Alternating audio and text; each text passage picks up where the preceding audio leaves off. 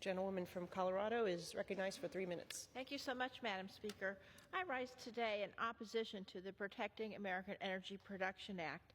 Now, as a Coloradoan from an energy-producing state, I don't oppose fracking, and frankly, opposition to fracking is not in the Democratic agenda. However, I think we could all agree that fracking must be done safely and with transparency. This bill would allow natural gas producers to keep abusing loopholes that allow them to hide dangerous chemical components in their fracking fluid, and that's something I don't think any of us should support. Having served as the top Democrat on the Energy and Commerce Subcommittee on Energy, Climate, and Grid Security in the last Congress, I've worked closely on this issue for many years. I have introduced legislation that would ensure that our communities would be safe from the dangerous chemicals that are often used in fracking fluid. Fracking releases thousands of harmful chemicals that poison our drinking water and pollute our air, including hydrogen sulfide, which causes nausea, vomiting, and headaches, benzene, a known carcinogen, toxic metals, acids, and even diesel fuel. A significant number of scientific studies prove negative health effects like cancers, asthma, and birth complications are caused by fracking chemicals. These chemicals particularly affect the most vulnerable in our society, including children, people who are pregnant, the elderly, lower-income communities, and communities of color.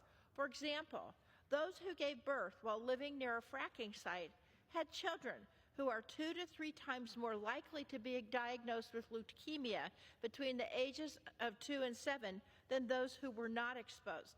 For older adults, a study found that living near fracking sites in Pennsylvania during its so-called fracking boom between 2002 and 2015 were more likely to be hospitalized for cardiovascular disease than those in neighboring states where fracking was banned. What complicates our ability to regulate these hazardous chemicals is that only in retrospect can we assess the damage that's being done in the name of oil and gas production.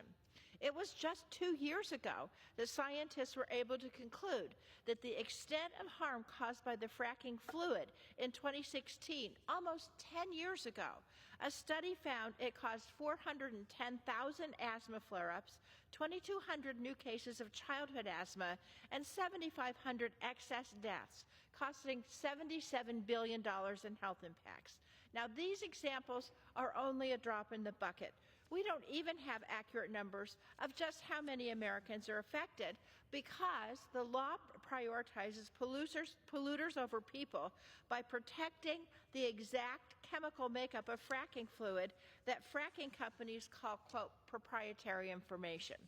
It's been proven that fracking chemical disclosure requirements lead to significant declines in the use of hazardous chemicals. I asked for 30 more seconds. The gentlelady, 30 more seconds. So there have been significant declines in the use of hazardous chemicals and better water quality. Rather than passing this bill, which only protects oil and gas producers, we should require more transparency to the public. Families shouldn't have to choose between their health and their house just because it's close to a drilling site. I urge my colleagues to oppose this legislation and work in a bipartisan way to make sure that where we do fracking, it's done safely. I yield back.